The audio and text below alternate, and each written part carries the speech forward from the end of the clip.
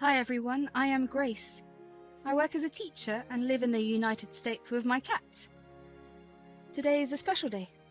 It is my husband's birthday and I'm baking a cake for him. I really miss him, but I have his wonderful memories that make me feel better. After making his favorite cake, I sat on the couch with our wedding album and remembered our conversation. Grace, can you believe we are finally married? I know, Ethan. It seems like just yesterday when you talked to me on Rose Day. Do not make me feel shy now, we were so young back then. That memory took me back 12 years to our school days. Hey Grace, you know today is a pretty special day, right? Let me guess. International Pancake Day? No, not quite. It is Rose Day. Oh right, the day when we are supposed to shower each other with roses and all that mushy stuff? Exactly, so here is a rose for you. Wow, Ethan. You really should not have, but I will take it. Wait, there is more. I have been thinking, we have been buddies for ages, and well, maybe it's time we upgrade our status to, super duper buddies? Super duper buddies? Is that an official category? Well, it should be. But okay, fine, I'll say it straight. Grace, will you be my girlfriend? And I burst into laughter. We have been best friends since childhood, and to be honest, I had a crush on him. Of course I said yes.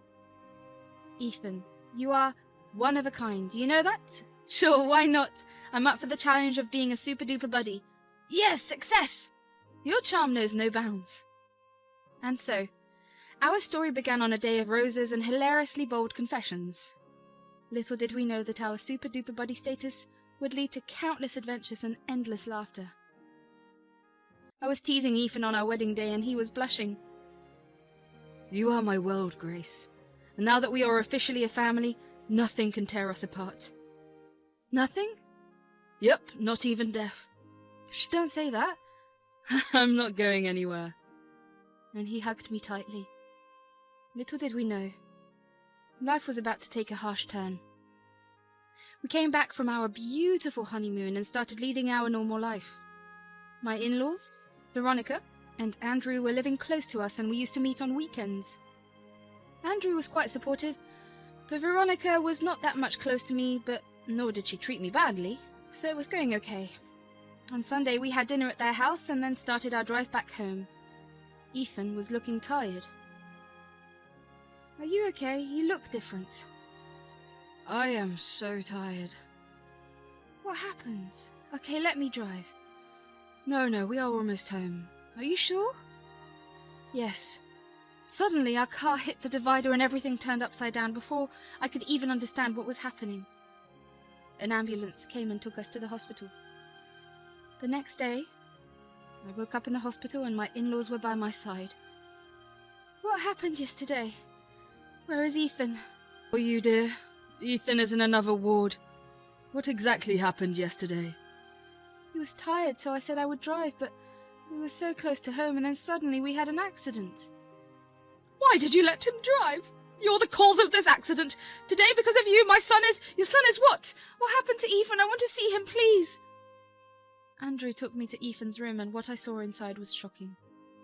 He was lying in bed, unable to move or speak. I went to him and hugged him tightly.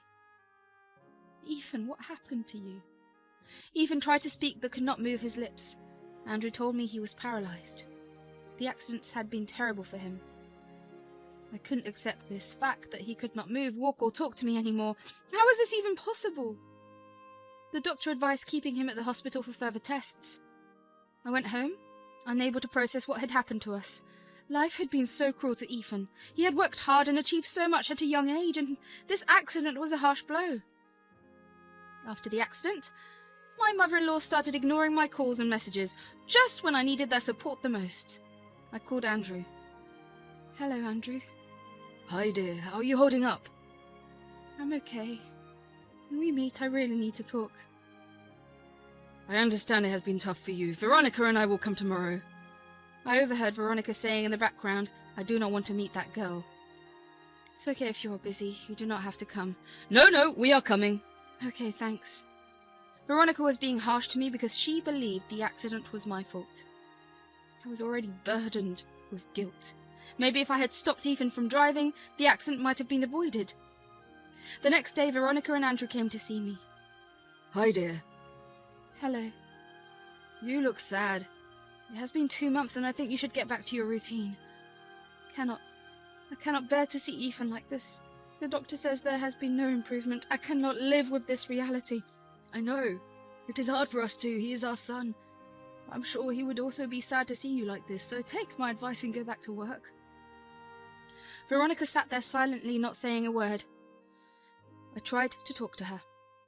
What do you think, Veronica? No need to ask me. You've already caused enough trouble for my son. Do you even care about my son? What are you saying? I think you wanted to kill my son and take all his property for yourself. What? I was frozen, looking at her in shock, unable to understand how she could even say such a thing. Tears rolled down my cheek. That is enough, Veronica. Let us go home. Oh, I'm sorry, Grace. Take care. Just remember, I will not let you live a good life. Andrew held her hand and led her outside. I cried a lot that day. I did not know how to explain to her how much I loved Ethan. I decided to be strong and take Andrew's advice. I went back to work and started facing life again. I visited Ethan every day. He communicated with me through his eyes, and that was enough to get me through the day. One day, when I went to see Ethan, something felt different. His eyes were dry. I shouted and called the doctors. They rushed in and examined him. Ethan was pronounced dead. My heart stopped for a moment. There was a moment when Ethan left us forever. I could not leave my home for the next few days. I did not want to see anyone. The love of my life was gone, and I was unable to face the world without him. Andrew tried calling me several times, but I did not answer. I just lay in bed all day crying. One day the doorbell rang. I was too weak to get up and open the door. By the time I reached it, the bell had stopped ringing, and I found a letter outside. It was a legal notice to vacate the house. I could not understand it at first, but after reading it carefully, I realized it was from Andrew's lawyer. Why was he doing this to me? According to the notice, the house belonged to Andrew and he wanted me out. I could not believe he could do this to me. I was sad and angry, so I decided to confront him. Hello, Andrew. How are you, my child? Why did you not pick up my calls for so long? Why are you acting this way? You sent me a legal notice and now you're pretending to care about me? What notice? I have no idea what you are talking about. Stop playing games, Andrew. I know Veronica blamed me for the accident. I thought you were supportive, but what you did is unbelievable. Wait, please explain what happened. Did you not transfer all of Ethan's assets to your name? And now you want to make me homeless too? I have no idea what you are talking about. You are like a daughter to me. Let me come and see you. We can figure this out. I do not want to see you. I am moving out. I did not marry Ethan for his money. I do not care who gets his property, but this house holds his memories, and sadly I cannot live here anymore. I hung up the phone and moved to a rented house. Andrew tried to contact me, but I was not interested in them anymore. I had Ethan's beautiful memories with me. I returned to work. One day, while walking down the street, I saw a hungry and injured cat. Ethan loved cats. I brought her home, and since that day she became my pet, a constant reminder of the love we once shared. One day, while walking down the street, lost in my thoughts, I saw Andrew approaching. It was the first time I had seen him since I moved out. A mix of emotions welled up inside me. Grace, is that you? Yes, it is me. There was an awkward silence as we stood there, facing each other on the sidewalk. How have you been, Grace? I've been coping, Andrew. It's not easy. I can only imagine how difficult it must be for you. I could not help but notice the sadness in Andrew's eyes. It seemed genuine, and for a moment, I wondered if there was a misunderstanding regarding the legal notice. Andrew, about that legal notice. Grace, I truly do not know about it. I never authorized any such notice. My confusion deepened. If Andrew did not send the notice, then who did? I do not understand. If it was not you, then who sent that notice? I wish I knew. I've not been involved in any legal proceedings after my retirement. I want you to know, Grace, that I have always considered you a part of our family. And why did Veronica say those things to me, accusing me of wanting Ethan's wealth? Andrew sighed, looking pained. Veronica has been struggling to cope with Ethan's condition and the loss of her son. She may have said things in anger and grief. I could not hold back my tears. The weight of the past few months had been unbearable, and now facing Andrew, I felt a mix of relief and sorrow. I loved Ethan with all my heart, Andrew. I still do.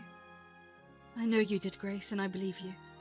I will look into this legal notice matter and try to get it sorted out. Thank you, Andrew. That means a lot to me. As we parted ways, I could not help but wonder about the truth behind the legal notice. It seemed there were more mysteries to unravel in this painful chapter of my life. Andrew's statement seemed like it held some truth. He had been focusing on his farming business ever since his retirement, and Veronica had taken charge of handling all the financial matters. Could it possibly be her? The suspicions started to emerge in my mind, but I was cautious. After all, Veronica was Ethan's mother, and I did not want to accuse her unfairly. So I made up my mind to dig deeper into the matter, to ensure I had all the facts.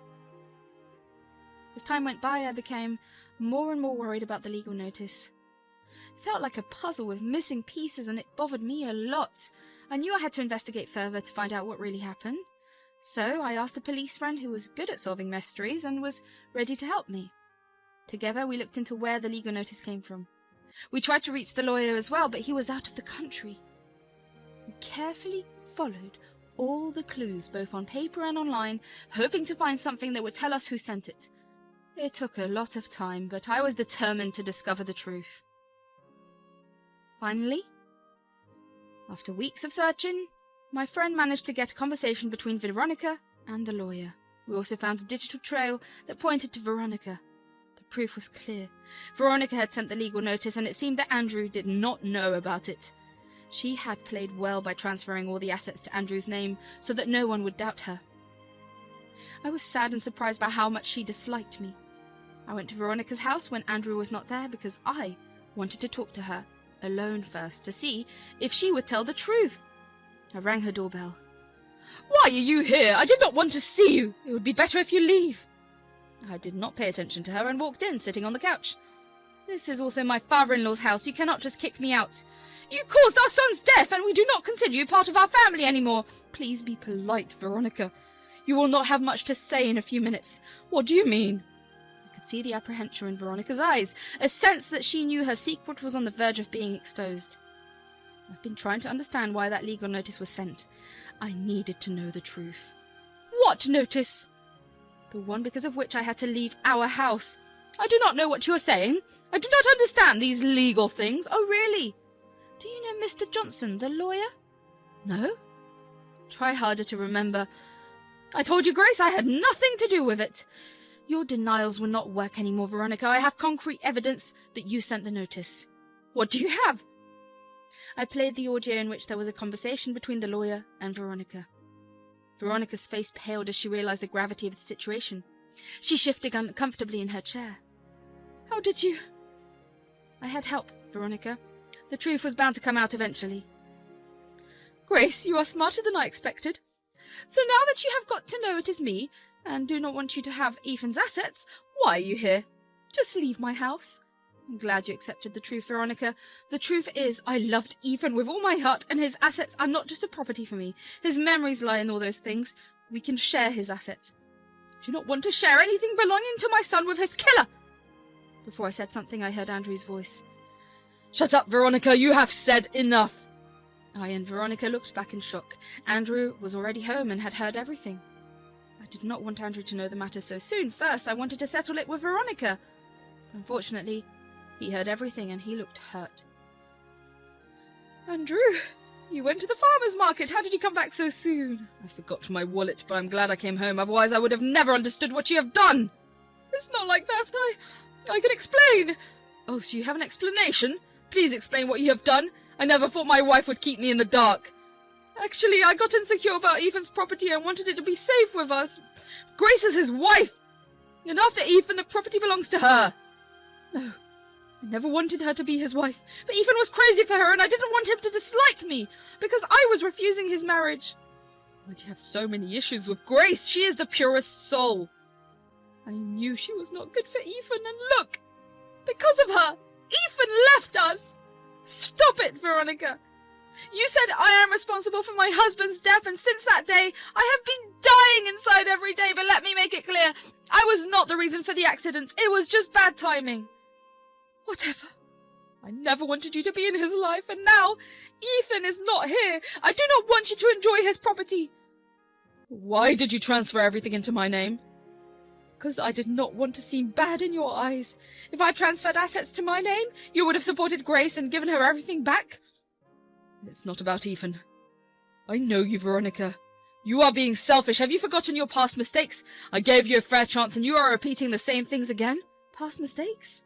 I never told this to Ethan or you, but today's the day. When we were newly married, Veronica claimed my parents' property and threw them out of the house, making it seem like I was the one responsible. Today, she did the same with you. That was so evil. I cannot believe this. She created misunderstandings between me and my parents. They never spoke to me again. But despite that, I gave her a chance and continued our marriage, but looks like she will never understand. I have made my decision. I cannot continue like this. I'm going to file for divorce. Divorce? Are you serious, Andrew? Please, let us talk about this. We can work things out. I and Grace have been through too much, and I cannot ignore your secrets and lies any longer. It's not healthy for any of us. Please don't do this to me, Andrew. Where will I go? Don't ask me. My decision is final. Veronica sat down in disbelief.